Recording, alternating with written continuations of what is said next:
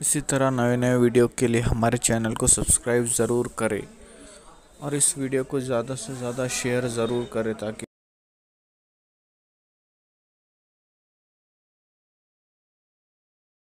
हम कौम को मायूस क्यों करेंगे। लेकिन जो कौम इतनी बेबाक हो चुकी हो कि बड़ी माजरत के साथ यहाँ के हालात ऐसे नहीं होंगे, लेकिन हम पूरा हिंदुस्तान घूमते हैं और बड़ी बात नहीं करते, दुनिया में भी जाते हैं हिंदुस्तान के अलावा। लोग इतने गाफिल हो गए अपने दीन से कि जिनकी निगाहें पाप से उसकी सगी साली महफूज नहीं है, उस कौम को हम चेहरे दिखा के क्या जन्नत पाएंगे। जिस कौम की निगाह से उसकी चचाजाद बहन महफूज नहीं है, हम उस कौम को क्या जन्नत की बशरत देंगे। मेरे भाइयों, हालात इतने दर्दनाक हैं। अब हालात तो ये है कि माज़अल्लाह बेटियां जवान हो जाए तो बाज जगह वो बाप की निगाह से महफूज नहीं है। इतनी गफलत का हाल है, खशियत इतनी उठ चुकी है, खशियत रब्बानी उठ चुकी है। मैं जानता हूँ हम ग्राउंड रियलिटी के लोग हैं, हम ग्राउंड जमीनी हकायक वाले लोग हैं। हम लोग जानते हैं हालात के तकाजे को। लोग हमारे पास आकर के बातें करते हैं। बाज बच्चियां तलाक पा करके घर आई है तो बाप ने बाप की नजर डाली है, बाज जो है वो बहु जवान सुसर की निगाह से महफूज न रह सकी है। ये हकायक है, जमीनी हकायक ये है। मेरे भाइयों, जिस कौम के अंदर से खौफ खुदा इतना उठ जाए, कहां वो तकवा, कहां वो तकवा, कहां वो तकवा कि सैयदना उमर इब्ने खत्ताब जैसी हस्ती जिन्होंने रसूलुल्लाह की जियारत की है। और खौफ का आलम यह है कि चेहरे पर आंसुओं के निशान है। अल्लामा इब्नुल जौजी अपनी किताब में लिखते हैं कि एक मर्तबा फारूक आजम अपने घर के दरवाजे पर बैठे, फारूक आजम घर के दरवाजे पे बैठे हैं और चेहरा गली की तरफ किया हुआ है। जरा गौर से सुनना, चेहरा गली की तरफ किया हुआ है और दरवाजे पे बैठे हैं। एक सहाबी आते हैं, चले जाते हैं सलाम करके, कुछ देर के बाद आते हैं तो फारूक आजम उसी तरह दरवाजे पे बैठे हुए हैं। वो लोग भी क्या लोग थे, ये नहीं देखा कि फारूक आजम है, ये नहीं देखा उमर इब्ने खत्ताब है, ये नहीं देखा कि रसूलुल्लाह के सहाबी हैं। जब देखा कि दरवाजे की तरफ रुक करके बैठे हैं, वहां किसी की रियायत नहीं थी, क्योंकि वो लोग सबसे पहले शरीयत के मुरीद थे, बाद में किसी के मुरीद थे। वो लोग सबसे पहले शरीयत के मुतकिद थे, बाद में किसी और के मुतकिद थे। फारूक आजम को दरवाजे पे बैठा देखकर एक आम सहाबी टोकते हैं, उमर अब तुम भी दरवाजे पे बैठोगे रास्ते की तरफ मुंह करके?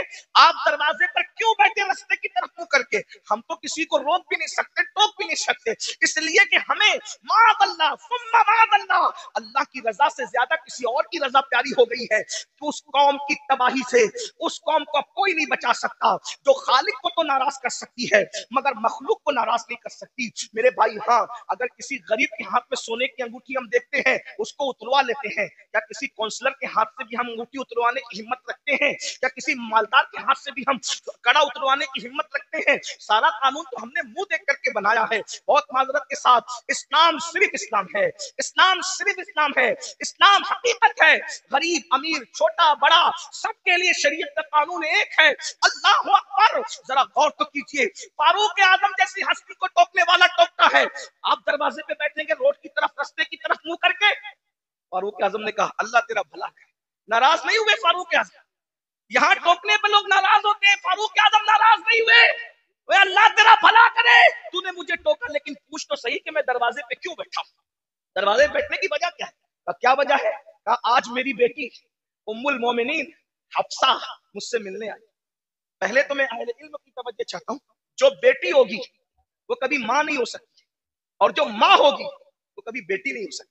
लेकिन रसूलुल्लाह के निकाह में जाने की वजह से हफ्सा की शान ये हो गई थी कि वो फारूक आजम की बेटी भी थी, कि उनसे पैदा हुई थी, लेकिन फारूक आजम की माँ भी थी क्योंकि रसूलुल्लाह के निकाह में थी। बेशक बेशक। यहाँ माँ और बेटी के दोनों रिश्ते एक साथ जुड़े हैं।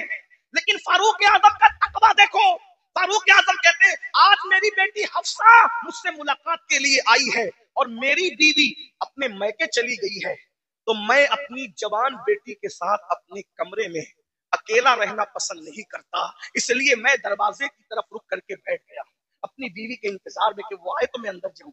वो लोग थे अल्लाह के खौफ और खशियत, जो बेटी के साथ, जो माँ भी हो, उम्मुल मोमिनीन भी हो, उसके साथ तन्हाई में बैठना गवारा नहीं करते। ये वो लोग थे। और आज क्या हो रहा है, क्या कर रहे हो? इस्लाम कहां नजर आता है मुझे बताओ। वो कौम ईमान को तहफ्फुज कैसे दे सकती है जिसके पास ईमान की कोई अहमियत ही नहीं। आओ नबी की फिक्र। कुरान ने एक नबी की मौत का जिक्र किया। पहले तो ये सुन ले कि हम अहले सुन्नत के बारे में लोग बकवास करते, कहते ये लोग नबी की मौत नहीं मानते। मैंने कहा झूठ है। हम अल्लाह के सिवा सबकी मौत मानते हैं। हत्ता कि हमारा अकीदा है कि मौत को भी मौत आएगी, मौत को भी मौत। हमारा अकीदा لوگ ہمارے عقیدے خود سے بیان کرتے، کبھی ہم سے سننے کی کوشش ہی نہیں کرتے. کبھی کہتے ہیں یہ سنی نبی کو بشر نہیں مانتے. ہم نے کہا جو نبی کو بشر نہ مانے ہم اس کو کافر سمجھتے ہیں. نبی بشر ہوتا ہے لیکن تمہارے ماننے میں ہمارے ماننے میں فرق یہ ہے، نبی بشر ضرور ہوتا ہے لیکن وہ ہماری طرح بشر نہیں ہوتا. وہ خیر البشر ہوتا ہے، وہ سید البشر ہوتا ہے، وہ رشک بشر ہوتا ہے، وہ افضل البشر ہوتا ہے. ہاں، بلکہ لباس بشر میں نبی کو بھیج کر قدرت نے بشریت کو معراج عطا فرما دی ہے. بیدم شباسی نے کہا تھا ابعاد بھی کچھ اور ہماری نظر میں ہے، ابعاد بھی کچھ اور ہماری نظر میں ہے، جب سے سنا ہے یار لباس بشر میں، جب سے سنا ہے یار لباس بشر میں ہے. تو نبی کو موت آتی ہے اور نبی کو موت آئی ہے. توجہ کرنا، میں بہت بے باکی کے ساتھ اس لیے بول رہا ہوں کہ میری پشت پر کئی مفتیان کرام بیٹھے ہیں، کہیں پر علماء کے اساتذہ یہاں موجود ہیں، آپ بھی غور سے سنیں. نبی کو موت آئی لیکن نبی مر کے مٹی میں نہیں ملے. موت آئی مگر ایک آن کے لیے آئی، جس کو اہل سنت کا امام یوں بیان کرتا ہے انبیاء کو بھی اجل آنی ہے مگر ایسی کہ فقط آنی ہے. پھر وہی موت کے بعد ان کی حیات مثل سابق وہی جسمانی ہے. اس کی ازواج کو جائز ہے نکاح، اس کا ترکہ بٹے جو فانی ہے. تو زندہ ہے واللہ، تو زندہ ہے واللہ، میری چشم عالم سے چھپ جانے والا. سبحان اللہ سبحان اللہ. ایک نبی کی موت کا ذکر ہو رہا ہے. قرآن کہتا ہے اذ حضر یعقوب الموت، سورۃ البقرہ ہے. اللہ پاک ارشاد فرماتا ہے اور یاد کرو، اذ یاد کرو، حضر یعقوب الموت. ہائے ہائے، قرآن بیان کر رہا ہے نبی کی موت کو. کیا کہا؟ حضر یعقوب الموت. حضر یا موت حاضر ہوئی، موت حاضر ہوئی کہاں؟ یعقوب علیہ السلام کے پاس. پتا چلا انبیاء کی بارگاہ وہ ہے جہاں موت بھی حاضر ہوتی ہے، موت بھی حاضری دیتی ہے. ہاں، اس کا مطلب یہ کہ تم اور طرح مرتے ہو، انبیاء اور طرح دنیا سے تشریف لے جاتے ہیں. دیکھیے حاضر ہونے میں اور تشریف لانے میں فرق ہے. ویسے یوپی میں بتانے کی ضرورت نہیں، یوپی کے لوگ بہت پڑھے لکھے ہوتے، اردو تو جانتے ہیں. اگر کوئی چھوٹا کسی بڑے کے پاس آ کر کہے کہ میں تشریف لایا تو پڑھا لکھا آدمی ضرور ہنسے گا کہ بڑوں کے پاس تشریف نہیں لاتے بلکہ بڑوں کے پاس حاضر ہوتے ہیں. اور جب بڑا کہے گا، جیسے مثال کے طور پہ اگر میں کہوں کہ حضرت مفتی اسماعیل صاحب کی بارگاہ میں حاضر ہوا تو صحیح ہے، لیکن اگر یہ کہوں کہ میرے پاس مفتی اسماعیل صاحب حاضر ہوئے تو غلط ہو گیا. بلکہ مجھے کیا کہنا پڑے گا؟ حضرت مفتی اسماعیل صاحب تشریف لائے. بات سمجھ میں آتی ہے؟ اب قرآن کیا کرے؟ حضر یعقوب الموت، موت حاضر ہوئی یعقوب کے پاس. تو پتا چلا یعقوب بڑے ہیں علیہ السلام، اور مرتبہ موت یہاں موت سے مراد موت کا فرشتہ ہے. ظاہر سی بات ہے ہمارے نبیوں سے ہمارے نبیوں سے رسول ملائکہ کا مرتبہ افضل نہیں ہے نا. ہمارے یہاں پڑھایا جاتا ہے رسول ملائکہ سے انبیاء کرام اور رسولان نظام جو انسانوں میں ہے وہ افضل ہے. ٹھیک، حضر یعقوب الموت، اس سے پتا چلا. اور پھر اس کے بعد کیا قرآن کہتا ہے؟ جب موت حاضر ہوئی تو قرآن کہتا ہے حضرت یعقوب علیہ السلام نے اپنے بچوں کو، پوتوں کو، بیٹوں کو، سب کو جمع کیا اور کیا کہا؟ اذ قال لبنی ما تعبدون من بعدی، کہ تم میرے بعد کس کی عبادت کرو گے؟ نبی کو فکر کیا ہے؟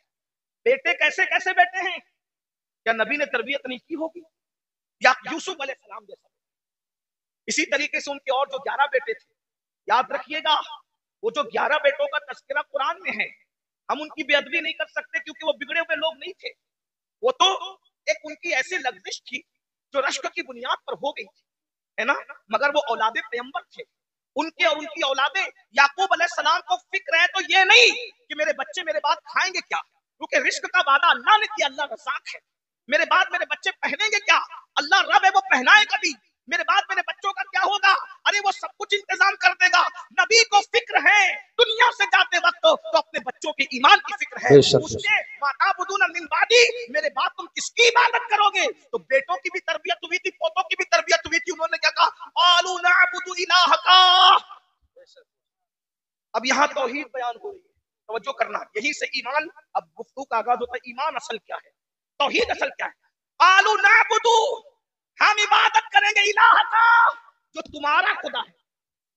یہ نہیں کہا اللہ کی عبادت کریں گے، یہ نہیں کہا اللہ کی عبادت کریں گے. کیا کہا؟ الہ کا، آپ کے خدا کی عبادت کریں گے. وہ الہ آبائی کا، اور آپ کے باپ داداؤں کا جو خدا ہے. اور پھر تشریح آ گئی اسماعیلا इब्राहिम व इस्माइल व इसहाक, जो इब्राहिम का खुदा है, जो इस्माइल का खुदा है, जो इसहाक का खुदा है। तौहीद बयान हो रही है, मगर निरी बयान नहीं हो रही है, बल्कि तौहीद अल्लाह वालों के जरिए से बयान हो रही है। पता चला वो तौहीद शैतानी तौहीद है, जिसमें कहा जाता है अल्लाह को मानेंगे और किसी को नहीं मानेंगे। कुरानी तौहीद ये है, इलाह का व इलाह बाई का, इब्राहिम व इस्माइल व इसहाक, यानी कि जो आपका खुदा है। पता चला अगर ये कहते कि खुदा की इबादत करेंगे तो बाद में लोग ढूंढते कौन सा खुदा, कौन सा खुदा, कौन सा खुदा। लेकिन कहा इलाह का, ऐ याकूब तुम जिसकी इबादत करते रहे हम उसी खुदा की इबादत। नारे तकबीर,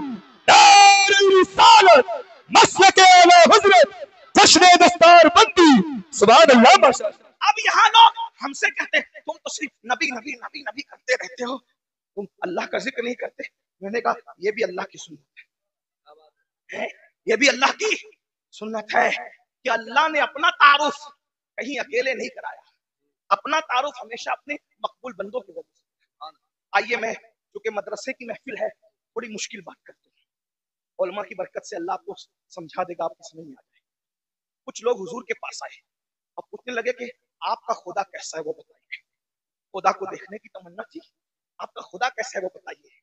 तो वो पूछने लगे आपका खुदा मिट्टी का है, सोने का है, चांदी का है, तांबे का है? क्योंकि अब तक वो यही सब देख रहे थे ना, तो जो देख रहे थे वही दिमाग में घूम रहा था।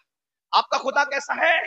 ए मोहम्मद सल्लल्लाहु अलैहि वसल्लम, हम इस तरह हुजूर का नाम नहीं लेते, लेकिन उन्होंने कहा तो मैंने अपने क्या कहा, ए मुसलमानों के पैगंबर, आपका खुदा मिट्टी का है, तांबे का है, पीतल का है, कैसा है आपका खुदा?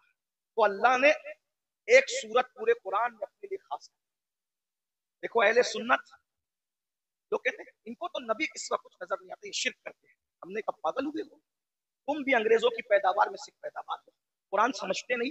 अगर तुमने गद्दारी ना की होती तो आज उम्मत का ये हाल न हुआ। सहारनपुर वालों, सहारनपुर के आसपास वालों, बहुत बुरा किया तुमने, तुम्हें मर के अल्लाह को जवाब देना है।